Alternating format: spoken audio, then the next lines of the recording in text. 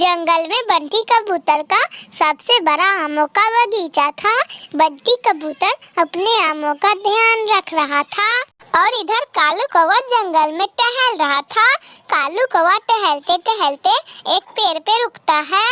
अरे वाह, इतना बड़ा आम का बगीचा, वो भी बंटी भैया का। बंटी भैया को तो मैं रोज रोज उल्लू बना ही देता हूँ। आज भी जाता हूँ और उल्लू बना के मस्त 2-4 आम खा लूंगा। इतना कह के कालू कौवा वहाँ से उड़ता है और बंटी कबूतर के पास जाता है। अरे अरे बंटी भैया, मुझे मुझे 2 दिनों से बहुत जोर की भूख लगी थी। मैं आपके पास चला आया कि आप मुझे थोड़ा आम दे सकते हैं। बंटी भैया, मैं 2 दिनों से कुछ भी नहीं खाया हूँ और मुझे बहुत जोर की भूख भी लगी है। प्लीज प्लीज बंटी भैया, आप मुझे कुछ आम दे दीजिए।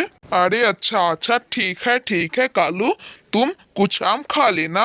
मैं जाता हूँ अपने घर। तुम पेड़ पर से जितना मन हो उतना आम खा लेना और कोई आम तोड़े तो मुझे जल्दी से आके बता देना।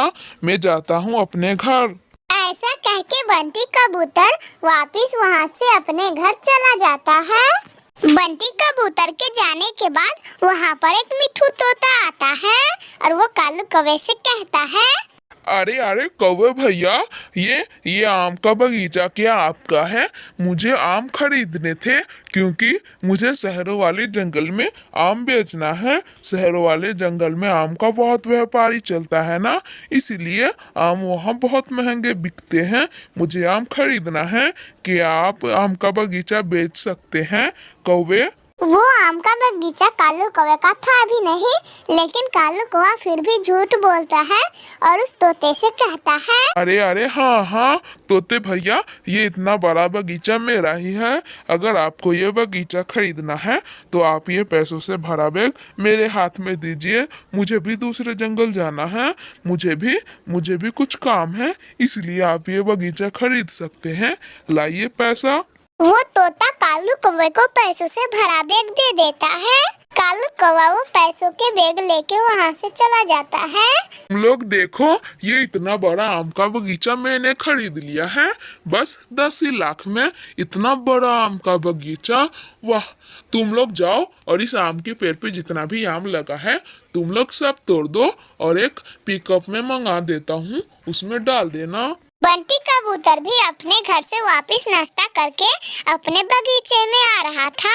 वो ये सब देख के अपने बगीचे में तेजी से आता है। अरे तुम लोग कौन हो? ये आम का बगीचा तो मेरा है। तुम लोग किसी से भी पूछ सकते हो, ये आम का बगीचा मेरा है। चलो अब जाओ यहाँ से, तुम्हें किसी ने ठग लिया होगा। मिट्ठू तोता कुछ बोलता, वहाँ पर टुनटुनी चिड़िया भी थी।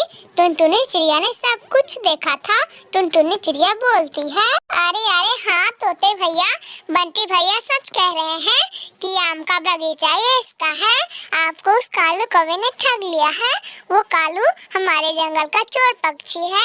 वो जब भी कोई चोरी करता है तो अपने मामा के घर चला जाता है। हम सब चलते हैं और उसके मामा के घर जाते हैं। वो अपने मामा के घर ही होगा।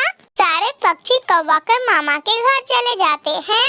अरे ये रहा चोर। चलो कालू चोर, तुम मेरा पैसे से भरा बैग दे दो, मैं तुम्हें छोड़ दूंगा। जल्दी लाओ, मेरे पास टाइम नहीं है, मुझे दूसरा बगीचा खरीदना होगा। कालू कौवा इतने सारे पक्षियों को देख के डर जाता है और बोलता है, मुझे माफ कर दो तोते भैया। मैंने सारे पैसे रास्ते में ही खर्च कर दिए। अब मेरे पास 1 भी रुपया नहीं है। मुझे माफ कर दो प्लीज। इतना सुनते ही वहाँ खड़े सारे पक्षी कालू कौवे के ऊपर टूट पड़ते हैं और कालू कौवे को मारने लगते हैं। मेरे प्यारे दोस्तों, अगर आप लोगों को यह कहानी अच्छी लगी हो तो प्लीज लाइक एंड सब्सक्राइब करके बेल आइकन दबाना ना भूलिएगा।